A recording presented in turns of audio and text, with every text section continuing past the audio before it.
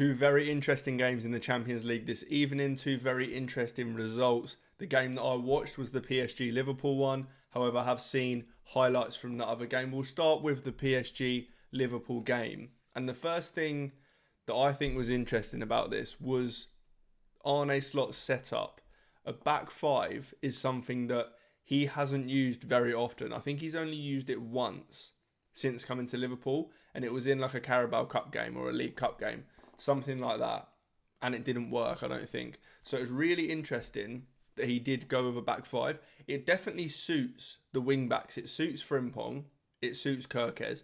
Both love to go forward, both definitely suspect defensively at times, but it definitely should have suited them if Liverpool were going to set up in a way that they could attack, which they just didn't. And we'll get into that.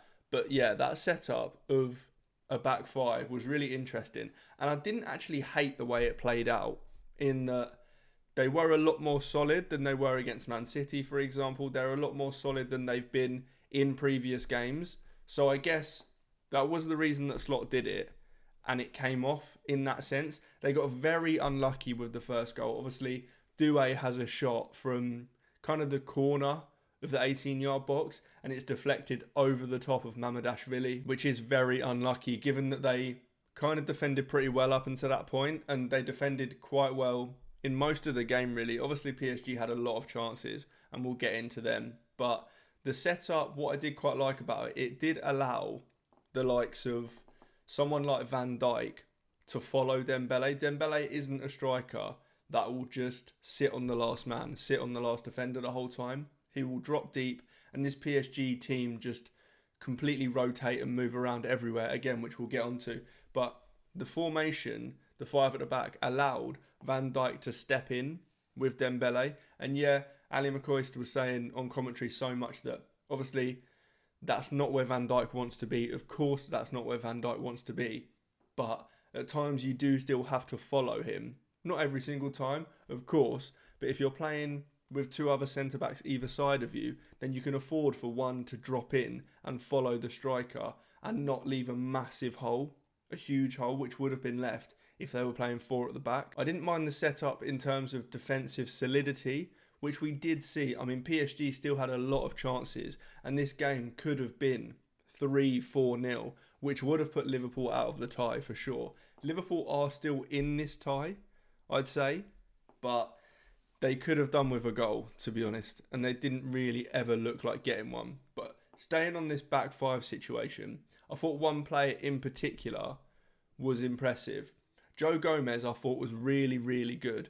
He defended the channel so well. These players from PSG are rapid, the likes of Dembele, Hakimi, Doue, Kvaratskhelia once or twice when he swapped wings.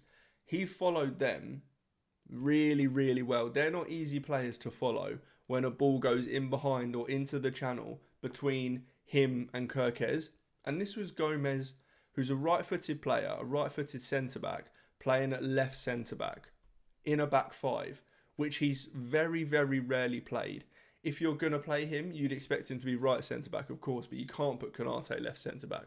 I thought he did a really, really good job. Nothing really came down his side until the end of the game, when the likes of Hakimi and Dembele got in a little bit more.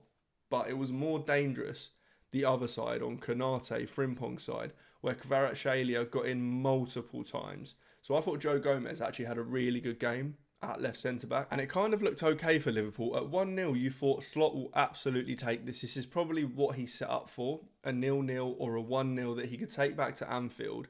And Anfield on a European night is just a different place, a place like no other. Anything can happen on a European night at Anfield. So 0-0 or 1-0 would have been a good result for Arne Slot. But the second goal did inevitably come. They were banging on the door, PSG. And the ball from Joao Neves for Kvaratskelia's goal, obviously it goes in that channel that I was talking about, that Joe Gomez defended so well. The defending for this one was just poor. But Kvaratskhelia is such a interesting player. They're similar to Elise last night or yesterday, in that when he is on the ball, he moves so fast with it. His feet move so fast and he moves so fast, but he never looks out of control. He looks so calm on it, which seems wrong. It seems a bit oxymoronic to say that he is calm on the ball, but he's also so fast. But it's true. His feet move so fast. He is in control of the ball at all times. At no point does he look out of control. And such a calming presence to be able to not take the shot when the goalkeeper's in front of him. A lot of wingers would just do that. He takes one extra touch to go past the goalkeeper, past all of the trouble, and he's so fast, he's moving at such speed that nobody can do anything about it, and all he has to do is just slide it into an open net. It's a beautiful goal. The ball from Joao Neves is beautiful. The movement and pace and composure from Kvaratskhelia is also beautiful. A lovely goal to watch. An absolutely lovely goal to watch. But PSG are just a joy to watch in attack. The midfield, the attack, the wing backs are just so good. They all completely rotate. They don't stay in their positions. Hakimi most of all. He is at right back at one point, then at right wing, then in centre mid. Then you'll find him at left wing somehow. I'm not even sure how that comes about. But all of them just completely rotate. Dembele comes deep, allows Doue, or even Joao Neves sometimes, to push on ahead of him. They rotate so well, but all of them individually are also so fast. It's not just the case that they can get on the ball and make quick passes and move the ball around really fast, which they do really well and did really well tonight. But individually, they can all just square up to someone and get past them. We saw it from Nuno Mendes. He was stood there up against Konate at one point and just knocked the ball past him and went. And this is a left back. This isn't even one of your wingers or your forwards. All of them are individually incredible on the ball, and also they work so well together and can move the ball at such pace up the pitch. Very, very similar to what we saw from Bayern against Real Madrid. Some big parts of this game, there were 2 penalty shouts. One was given, Konate involved in both of them. The first one where he makes an unbelievable challenge, to be honest, where he's coming from behind the player but manages to get his leg round the side of the player. There does look like there's some contact before he gets the ball. Minimal contact. When I first saw it, I really wasn't sure whether that was a penalty or not. I do think that was one where VAR was useful because that was something you needed a second look at. That wasn't one that a ref can see in real time and know whether that's a penalty or not. But I do think they got that decision right. I don't think that was a penalty at all. I think it's a really, really good challenge. Whether there's more contact than I saw, who knows? But I thought that was a good decision. The second one, however, terrible decision. Konate has just pushed, I can't remember what PSG player it was, but there's a player running at full pace and Konate's just shoved him. And that is always going to cause you to fall at that pace. The push doesn't look that hard, but it doesn't need to be at that pace. That is going to cause you to be off balance and fall over. For me, that one was a definite penalty and it got looked at by VAR and waved away. I'm not sure how. But it could have been much worse for Liverpool tonight.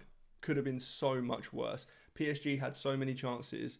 I mean, that penalty could have been one of them. They also had loads of other chances where Nuno Mendes and Hakimi are through 1-on-1 or 2-on, whatever it is, and they seem to fluff their lines somehow. Dembele hits the post.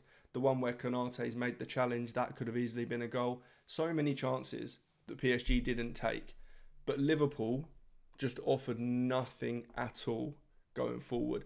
Nothing. They didn't even try to offer anything going forward. If we look at some of the numbers, 74% possession for PSG, 2.2 expected goals for PSG, 18 shots, 6 shots on target, 4 big chances, 3 big chances missed, whereas Liverpool, 0.18 xG, 3 shots, 0 on target, 9 touches in the opposition box, just 9 touches, no big chances. It was a real game plan, you could tell, to try and get away from Paris with a 0-0 or a 1-0 loss.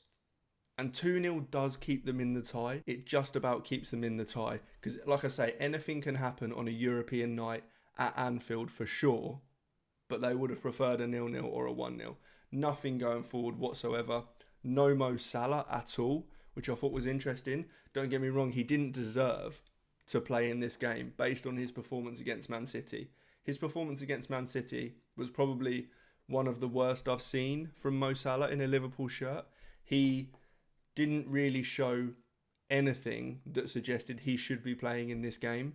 So I like that Arne Slot's done that, but you thought that maybe he'd come off the bench at the point when the likes of Isak, Curtis Jones, Gakpo came off the bench. All three of those offered absolutely nothing when they came on, but I guess they weren't really in a setup to make anything happen because Liverpool just wanted to defend rather than attack.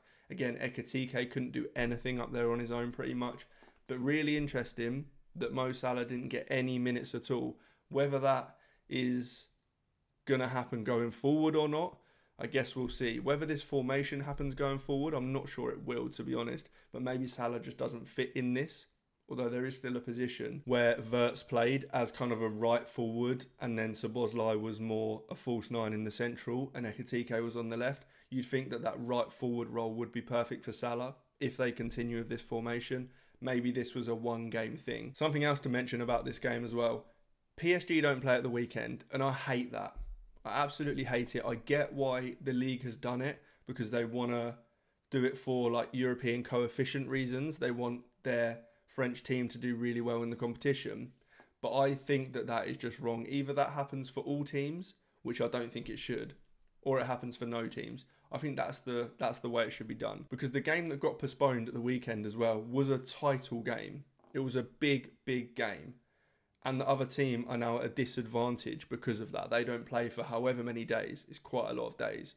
So I don't think that this is right at all. This is kind of a massive games gone moment as such, where I think that the league schedules shouldn't be dictated by Champions League fixtures. I don't think that's right at all, because Liverpool obviously have to play at the weekend in a tough game against Fulham, whereas PSG get to rest for a week. I'm not a big fan of that at all. But that wraps up the PSG-Liverpool game anyway. On to the Barcelona and Atletico game, because that was eventful.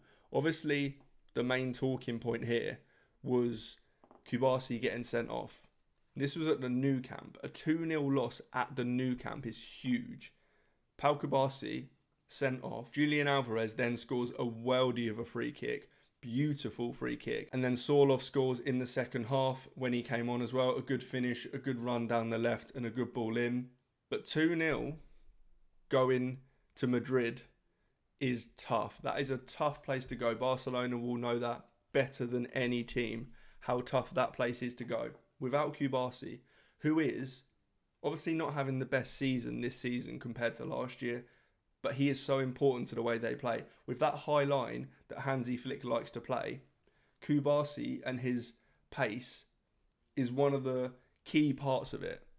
So this is going to be a real struggle. You know that Diego Simeone is parking that bus in Madrid next week. These games are both set up pretty well for next week's leg. So I am very much looking forward to that. But that is all for this one. If you like the videos, make sure you hit like, make sure you subscribe, and I will see you in the next one.